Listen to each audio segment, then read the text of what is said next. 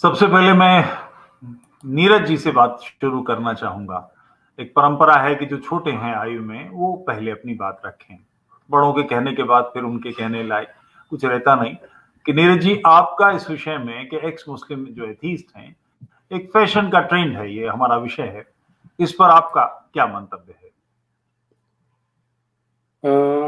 देखिए, वो तो ट्रेंड तो है, इसमें तो कोई दो राय नहीं है, क्योंकि जब हम देख रहे हैं कि इतने सारे चैनल्स हैं तो वो तो एक फैक्ट है। फैक्ट को हम ट्रेंड भी कह सकते हैं। इसमें सिर्फ ये है कि हम क्या उनको कोई मोटिव पेस्ट करना चाहते हैं कि वो अगर एथीस्ट हैं, हमें समझना ये पड़ेगा कि किस बैकग्राउंड से आते हैं। अगर जैसे हम पाकिस्तान के एक्स मुस्लिम्स की बात करें, क्योंकि मैंने दो से बात की है, एक स्पार्टाकस से और एक हैरिस सुल्तान से। तो ये जिस माहौल से, जिस बैकग्राउंड से आ रहे हैं, उनको सिर्फ Abrahamic ideology, Abrahamic world view या वो वाली कॉस्मोलॉजी के बारे में पता है, और जो सनातन धर्म की परंपरा है उसके बारे में नहीं पता।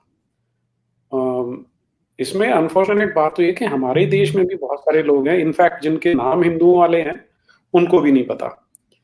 तो उन्हें, मतलब मेरा ये मानना है कि हम उन्हें एक बेनिफिट ऑफ डाउट दे सकते हैं कि उन्हें क्योंकि नहीं पता है, तो अगर वो उसी जामे में, उसी सांचे में सनातन धर्म को भी समझने की कोशिश करते हैं, तो उनकी अज्ञानता हो सकती है। लेकिन हो सकता है कि वो जेन्युइनली समझना चाहते हो। मुझे उनकी जो चीज़ अच्छी लगती है कि उन्होंने अपनी गर्दन रिस्क पे डाली है कि हम इस्लाम के अगेंस्ट बात करना, जिसके लिए हमें उनकी प्रशंसा भी करनी चाहिए, और अगर हम सनातन का परिवार बढ़ा सकते हैं तो इसलिए उनके साथ इंटरेक्ट करना जरूरी है। ये मेरा मतलब सोचना है।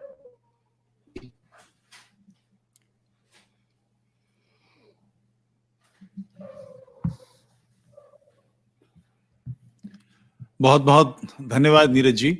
मैं इस बात को थोड़ा सा यहीं आपसे और बढ़ाना चाहूंगा कि जो बेनिफिट ऑफ डाउट आप कह रहे हैं, इसका थोड़ा विस्तार दें कि आप इनकी क्या भूमिका पाते हैं ऐसे लोगों की, जिसके कारण आप इनको जी। का समर्थन कर रहे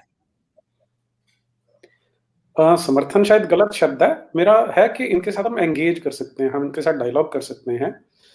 उसके दो कारण है। पहला ये कि बहुत सारे ऐसे हमारे देश में लोग हैं, क्योंकि जब मैंने इस्लाम के बारे में बात करनी शुरू की थी, तो कई लोग कह रहे थे कि तुम्हें ये नहीं करना चाहिए, कि मुसलमान तुम्हारे पीछे पड़ जाएंगे, तुम्हें परेशान करेंगे। तो लेकिन मेरा ये कन्विक्शन ये था कि बहुत सारे समझदार मुसलमान भी हैं जो जन्म उस परंपरा में ले लिया है, लेकिन उनके अंदर इंसानियत है, जिसके कारण वो, लेकिन वो क्योंकि फंसे हुए हैं तो उनको आवाज नहीं निकलती है, उनको सपोर्ट नहीं मिलता।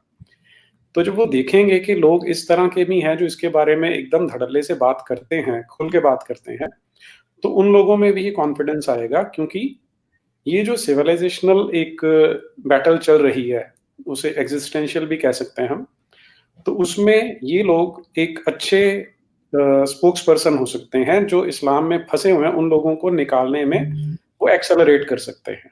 फॉर एग्जाम्पल, जब हैरिस मेरे साथ डिस्कशन हो रही थी, तो मैंने उससे एक क्वेश्चन पूछा था। मैंने कहा कि जो तुम कर रहे हो, क्या तुम्हें उसका कोई इम्पैक्ट दिखाई देता है? अब हालांकि इनटेंजिबल है कि आप किस तरह से उसको क्वांटिफाई, उसके बस में नहीं ऐसे क्वांटिफाई करना। तो उसका कहना था कि कुछ साल आप वेट कीजिए, क्योंकि पाकिस्तान में मुल्हिदों की संख्या बहुत बढ़ रही है। तो उसके पास एनेक्डोटल एविडेंस था।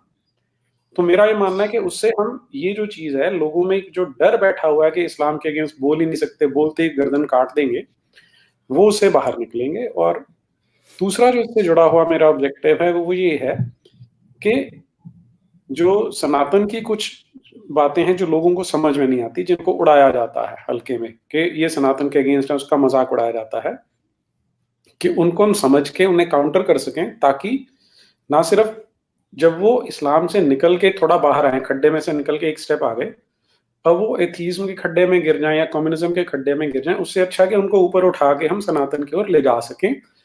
तो जो लोग ओपन माइंडेड है, देखिए कोई एक रेडिकल स्टांस ले लेता है, उसके पीछे उसको कोई लॉबी फंडिंग करती है, वो एक अलग इशू है। लेकिन अगर ओपन माइंडेड है, अगर वो सीकर है, तो हमारी बात सुन सकता है। तो ये मेरे दो ऑब्जेक्टिव होते हैं इन लोगों से इंटरेक्ट करने के। जो आपने बेनिफिट ऑफ डाउट की बात की वो मैं उसको क्लैरिफाई कर